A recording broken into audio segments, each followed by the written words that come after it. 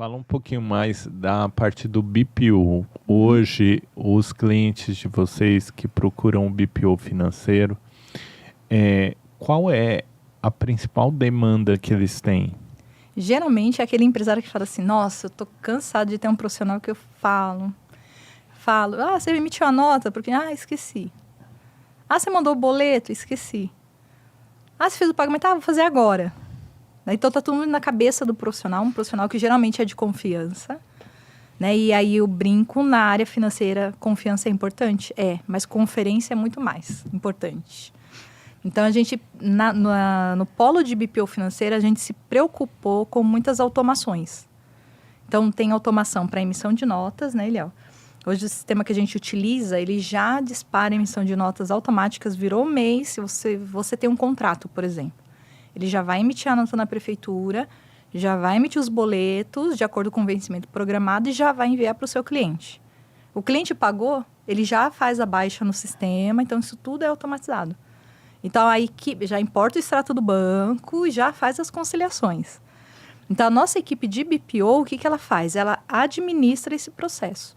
Mas ela não precisa ficar lá numa agenda, lembrando de ter que emitir uma nota. Isso tudo é processo automatizado. Então, justamente para eles ficarem livres para fazer as reuniões, as apresentações, os relatórios, né? Então, dentro desse núcleo, a gente também tem esse tipo de inteligência. O BPO é por empresário que está se desenvolvendo, crescendo ali. Às vezes a pessoa tem uma consultoria. O último cliente que a gente fechou um contrato foi uma consultoria. Uhum. A gente fazia já pela contabilidade. Aí ela me chamou e falou, eu tô esquecendo de pagar todas as minhas contas. Falei da minha vida pessoal, ter a empresa, falei, tá uma bagunça minhas coisas, mano. Vocês estão me mandando a guia de imposto certinho, na data correta, eu esqueço de pagar, esqueço de emitir nota, eu não cobro o cliente. Até hoje foi eu que fiz isso, né, mano? Então, assim, o BPO, ela vem para esse empresário e tira ela dessa atividade do dia a dia, né? Verdade. Ela continua sendo responsável para apertar a autorização do pagamento, né? Isso o BPO não faz, né? Ele vai incluir o pagamento no banco lá, mas é o sócio proprietário ou o gerente da responsável que vai lá e autorizar o pagamento.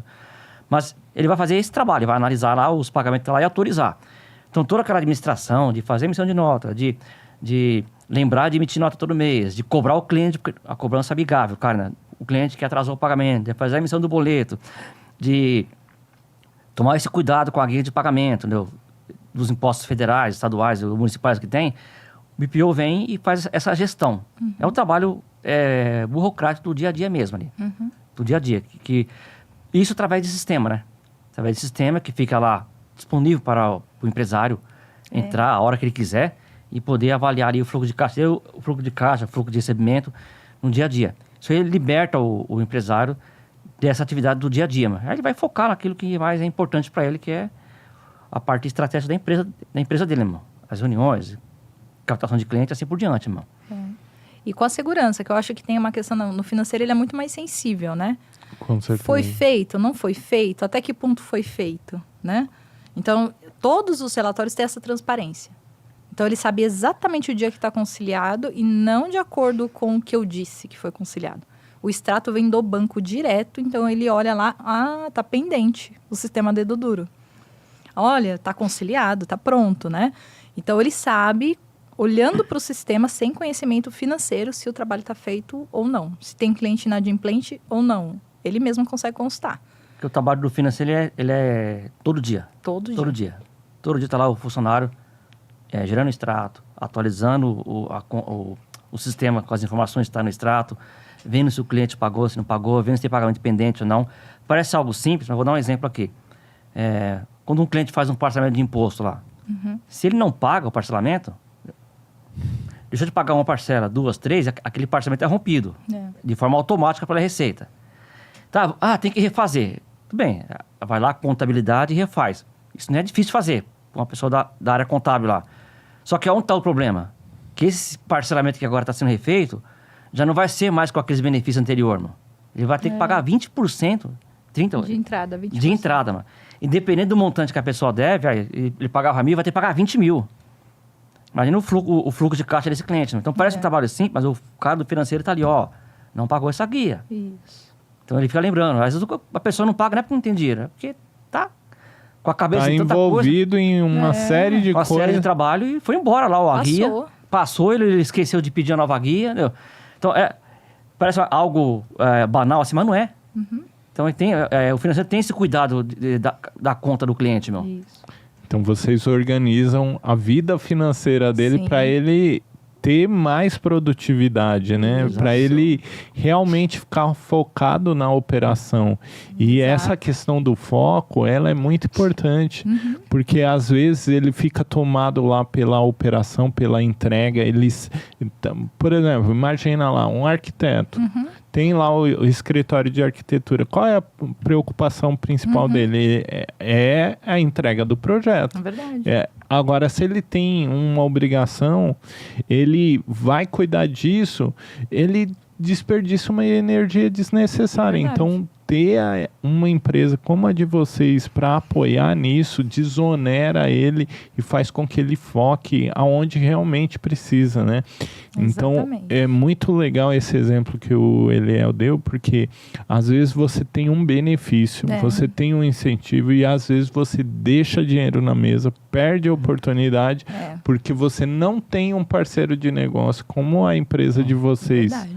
Então, uma coisa que é muito importante aqui, né? Como que os clientes de vocês antes estavam e como eles hoje, o que eles falam hoje? Como que tá a vida deles hoje? Nossa, tem cliente que já abriu 2, 3 empresas e falou, quero vocês também atuando nessas outras 2, 3 empresas, né? Eu lembro de um cliente que estava na pandemia, fechou, eventos não existia, na pandemia inexistente, né? E nós nos conhecemos na época da pandemia. Quando retomou os negócios, os eventos, né, presenciais, a empresa dele é de estandes. E aí a gente começou a controlar por stand, por projeto dele. Tem um centro de custo para cada projeto. No final de cada stand, a gente tem os demonstrativos financeiros deles inteiro. Desde o fluxo de caixa até DRE, por stand se foi lucrativo. Agora pergunta se ele quer, ele já abriu mais 2 empresas. Ele não quer mudar, não né? quer mudar. Ele falou, vou abrir outra empresa e eu quero vocês nesse novo negócio também. Então, assim, os clientes crescem e eles levam a gente junto, né? Então, hoje, antes de vir para cá, também um amigo de um cliente mandou mensagem, olha, fulano me indicou. Vocês fazem esse tipo de trabalho? Fazemos, né? Então, um cliente vai recomendando o outro, né? Então, vira um ciclo virtuoso que a gente fala, né? De recomendações. E para o cliente, de resultados. Um ciclo virtuoso de resultados. Que legal. E hoje, quais são os resultados mais emblemáticos, além desse que você contou? Esse é o nosso xodózinho. Que é o xodózinho. Além desse, o que mais que você entende, assim, que para quem está assistindo aqui, é um bom exemplo que a vida pode mudar dentro de uma organização. Sim. A gente, por exemplo, tem clientes de diversos segmentos, né? Um dos segmentos que a gente entende que é muito apertado, margem, resultado, é o segmento de distribuição. Então, distribuição todo dia é uma briga, né? E aí, esses clientes que são distribuidores, a gente analisa a margem de produto para eles. Olha, esse fabricante, esse produto especificamente está parado no estoque há muito tempo. Esse produto ou esse fabricante está te trazendo uma margem mais baixa. Se você retirar esses produtos, só com a retirada dos produtos, sua margem já sobe. Então, são análises que ficam ocultas no meio do monte de dados que o cliente tem que ele não interpreta. E com uma ação semelhante a essa, a gente tinha um cliente de controladoria que virou contábil, fiscal e folha também, né? Uau! E aí, a gente começou um trabalho, ele faturava em torno de 3 milhões de reais. Era o teto dele. Hoje, ele fatura 6. Uau! E assim, com a mesma estrutura, rentabilidade boa, né? Revisou um pouquinho o mix de produto, quebrou alguns paradigmas. Então, uma empresa, em um ano e meio, ela dobrar de faturamento no cenário que a gente tem hoje... É uma vitória gigante. É muito grande, né? Então, é um outro resultado que eu também falo. Esse daqui é xodózinho também, né? A gente sempre coloca lá as estrelas, calçada da fama.